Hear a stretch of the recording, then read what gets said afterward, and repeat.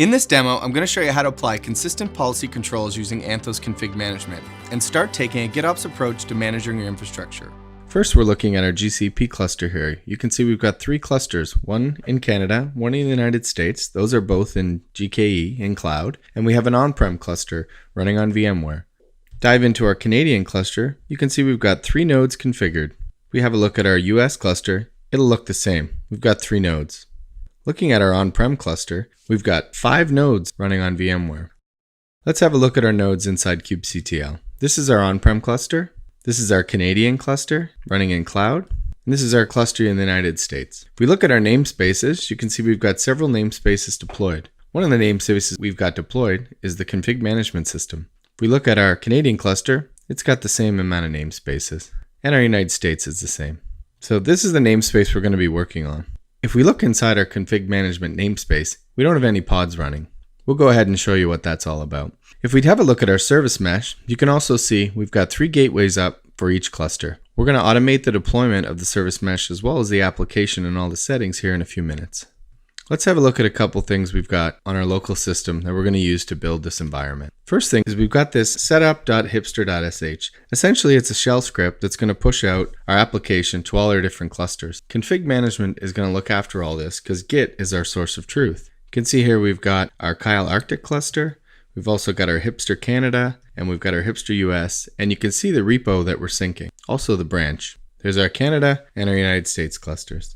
This is our config management operator YAML. This is how we're going to deploy all the config management aspects. We've got a few other files here. Our namespace config, you can see we're going to create a hipster store namespace. We've also got our Kubernetes manifest. We've got 2 different manifests here. One's for the remote cluster, the one's in GKE and cloud, and one's for our on-prem cluster. That one will run the majority of the services inside the hipster store. So you can see we've got our primary and we've got our remote. These selectors are going to help us decide what gets deployed in each cluster. We've also got an Istio manifest. This will make sure every pod that we deploy joins the service mesh and is able to communicate across all 3 clusters.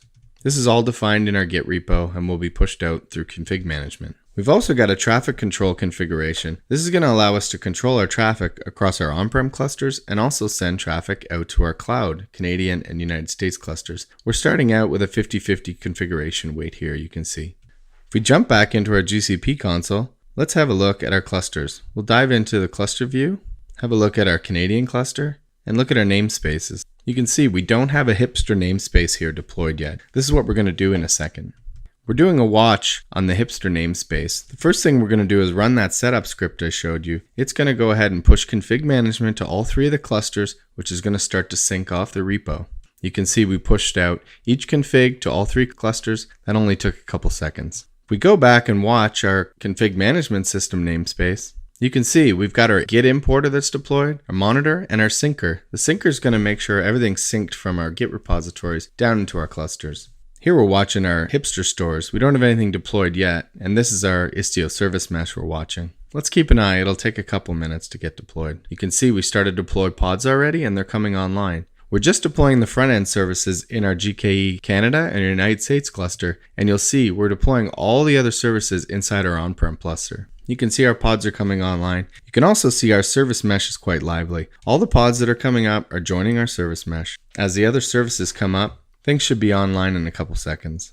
There's our pods running. Our second one's coming up. That'll be our sidecar. Let's try the site again. There we go. The site's loaded. We're able to check out the different inventory. You can see this is all running on our on-prem cluster in that gray top background. We also have deployed Grafana, and it's starting to collect metrics. We can dive in and start to see the incoming requests. Nice data that's coming off this right away, all fed by Prometheus. If we go into our Git repo, I showed you that traffic shaping config we did earlier. We've got our weight right now at 100% on our on-prem cluster. Let's go ahead and break that traffic up a little bit. All we have to do is edit the configuration file. Normally we wouldn't check this into master, but for this demo it's okay. We're going to switch to a 50-50 weight, commit the change. Let's give it a couple seconds. Let's try our site. You're going to keep an eye on that top banner where it says hipster shop. There you go. You see we're loading our remote clusters as well. So everything's communicating across the service mesh. Our clusters that are in Canada and United States are able to hit all those back-end services on-prem. We've got a hybrid cloud deployment across 2 GKE clusters and also our Anthos on VMware. If you have a look at our service mesh, everything's joined the mesh. Let's have a look at our namespaces now. You can see here we've got a hipster store namespace. That was all done through config management and deployed the entire application and all the configuration that we wanted to a desired state. Let's go ahead and delete the namespace. Normally this wouldn't be a very good idea. You can see it's terminating.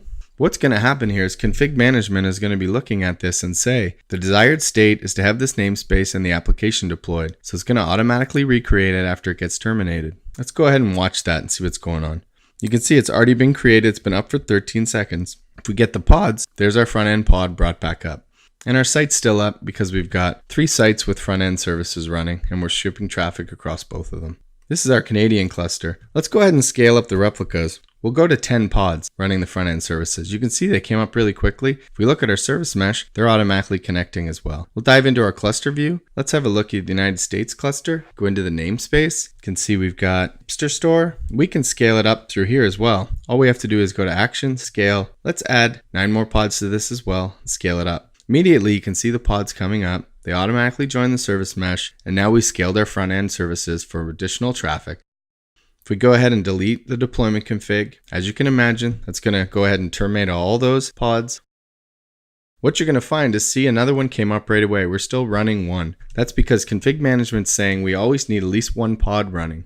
Let's go ahead and delete the namespace on our on-prem cluster. That's going to delete the entire store, all the back-end services, everything that's part of that application. Our cloud front end is still going to be up, but it's not going to be able to communicate with the catalog or anything like that. As you can see, it automatically brought the namespace back, deployed the applications. Within a couple seconds, our site will be back up. We could certainly deploy some of those services out to cloud to make sure the site would never go down. But in this case, we wanted to keep all those services on-prem and just scale the front ends in cloud. You can see we still got the 10 pods running in Canada. Config manager has switched the US one back. We've got our hipster store back. If we go ahead and look at our pods, they're all up and running again. They've all synced into the service mesh. One of the nice parts about any testing and demo is we've automated the cleanup of this cluster too. So we can go ahead and destroy the hipster store, clean up the clusters, get everything back to a desired state so we can start to test again. In this case, we deleted the config management objects and namespaces also, so it's not going to know to try to recreate everything again. We're going to get our clusters back to a clean state. You can see our service mesh is being cleaned up. There we go. All the clusters are cleaned up, back to the way they were before. Everyone's left the mesh. If we go ahead and look at our namespaces, hipster namespace is gone. We've just got the regular ones that we had in there previously. Our config management namespace is still there, but you can see we've got no resources in there anymore.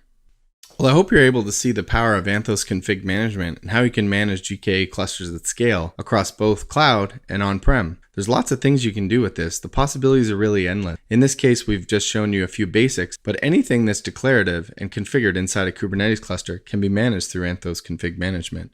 You don't have to worry about managing large numbers of clusters anymore and having to get inside and manage these through kubectl or YAML files. You can do it all through a GitOps workflow. You can also put the power in the hands of some of your teammates. If you want to give them the ability to do pull requests, do peer reviews, and check code into the master, you can manage your GKE clusters both in cloud and on-prem at scale without having to worry about drifting config and issues with your clusters, all managed through GitOps and GitOps workflows.